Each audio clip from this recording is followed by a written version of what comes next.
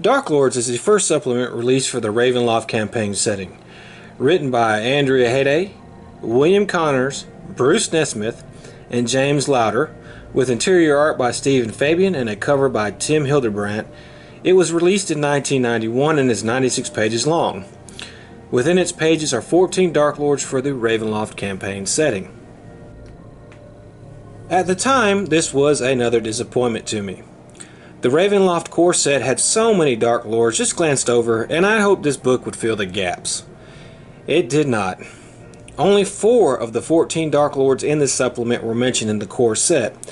The other 10 were brand new and very much had the feel of, hey, we forgot to put this in the core set, so here you go. That said, the write-ups on the Darklords were pretty detailed and well written.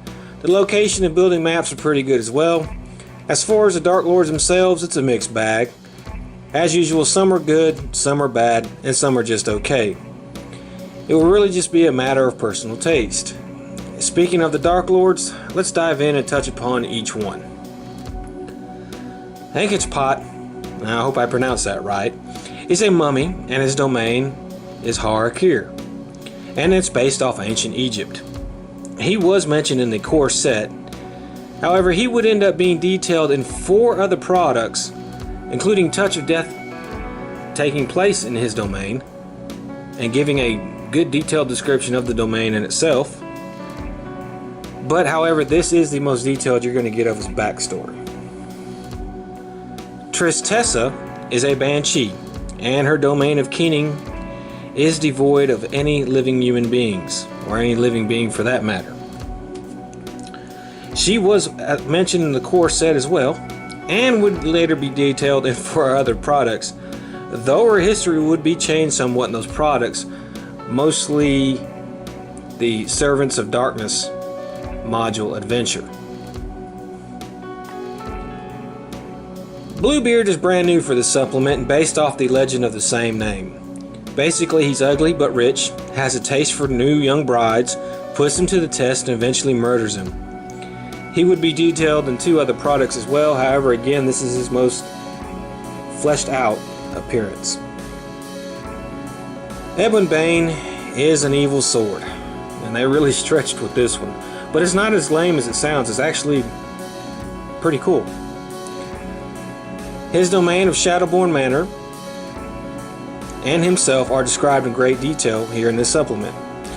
However, Ebonbane would be detailed in somewhat in 2 other products, and even have a RAVENLOFT novel written about him, which ups his timeline and tweaks his history a little bit, but this, however, is his most detailed write-up. The 3 hags and their domain of Tempest were briefly mentioned in the core set. Now here they get the full treatment. They would as well be featured in 4 other products down the line, actually making an appearance in Servants of Darkness. However, this one as well, here is their most detailed appearance. The Headless Horseman, and you can obviously tell what he's inspired by, is a strange one because his domain is a winding road that can appear anywhere during a sickle moon. He would later appear in the adventure module From the Shadows, and would be changed somewhat from what he is here. His origin, although hinted at here in this entry, is kind of always left vague and is speculated to have not one origin is right. Any origin you can think of which creates a Headless Horseman is basically whatever you want it to be. The House of Lament is a domain the size of, well, a house, and it's located in the domain of Borca. It's very much based off of The Haunting, or any prototypical haunted house type story. It's haunted by the vengeful ghost of a murdered woman who will not let you leave once you come in. It would get a write-up in Domains of Dread, but this one is the most detailed, however. Von Karkov is a hybrid vampire panther. He can be human. He can be a panther when he changes from human to his animal form. He actually started life as a panther. He's a weird one. Him and his domain were mentioned in the core set as well, but here he gets a much more detailed write-up,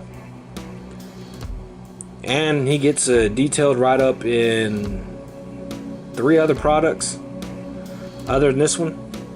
So yeah, he's another weird one. Marilee is a brand new NPC. She's not a Darklord, but she's meant to be a reoccurring type villain. She's a vampire stuck in a young girl's body. Think of that little girl vampire from Interview with the Vampire. I think she's really kind of inspired by that. This is the only place you're going to find her. That's it. Here. And I think the reason is pretty simple. She's real forgettable. She was one of my least favorite entries in this book, and probably one of my least favorite NPCs in the whole of Ravenloft. And yeah, the fact that she only appears in this supplement kind of gets it right. Monette, I hope that's how you pronounce it, is the lord of a small island in the Nocturnal Sea that has a lighthouse that draws ships to it. He is a werebat. He would be mentioned in 2 other products as well, but this is the most detailed you're going to get right here in the supplement of Darklords.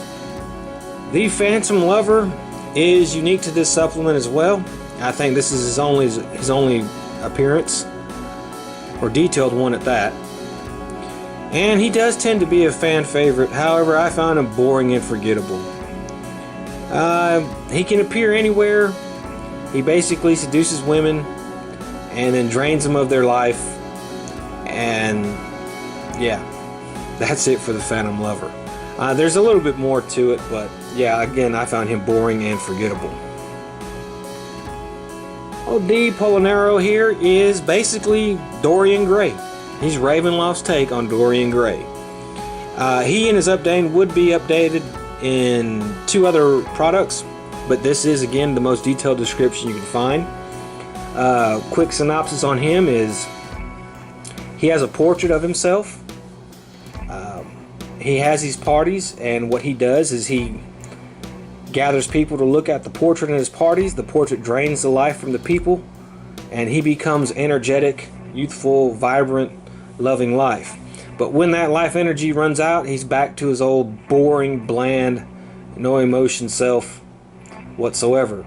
He could drain all the people of his domain at one time and get a prolonged amount of youth and vigor, but once he does that, that's it. He's going to have to depend on people finding his domain in the Sea of Sorrows and hoping he can drain a whole bunch at one time. So instead of draining the people of his domain, he hosts these lavish parties for any newcomers to the domain or anybody who arrives by ship or just stumbles upon his domain.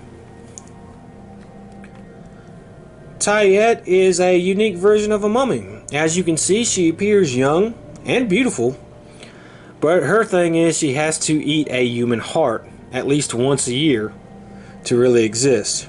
Her domain is based off of ancient Egypt, but more of a different time era period than Har Akir, Ankpot's domain.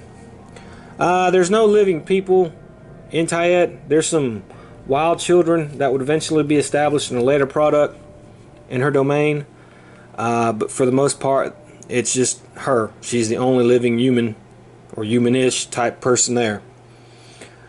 She is detailed in 2 other products, but her best write-up would be here in Dark. Zolnik is a new version of a werewolf. He has to don the skin of a wolf in order to transform, and he has no hybrid form. It's either human or wolf. His domain is basically medieval Serbia, trapped in an endless winter. As well as being detailed in 2 other products, the adventure module Dark of the Moon would feature him and his domain. and his history and timeline in that adventure are up somewhat, so it changes from his write-up in here. Basically, that module renders what's in here obsolete. So overall, Darklords is a product that was good for its time, depending on how you felt about the various lords in there, and whether you wanted a bunch of new ones or that you wanted them to cover establishing lords. But I can't recommend this product at all. See, 12 of the 14 Darklords will be detailed in other RAVENLOFT products, and mostly RAVENLOFT products I would recommend you get. And their histories have always been somewhat changed or updated in those products, rendering a lot of these obsolete. Only Merrily and the Phantom Lover appear here, and honestly I find them to be the worst entries of this supplement. So that's going to be a hard no on this supplement for me. Within this volume are 16 dark lords and ladies, each a prisoner of Ravenloft. Some are new to this setting, yet all may seem hauntingly familiar, for they have been lurking at the edge of your nightmares, waiting for the chance to emerge in your campaigns. The Headless Horseman, the Phantom Lover, the Vampire Panther, these and other malevolent forces await.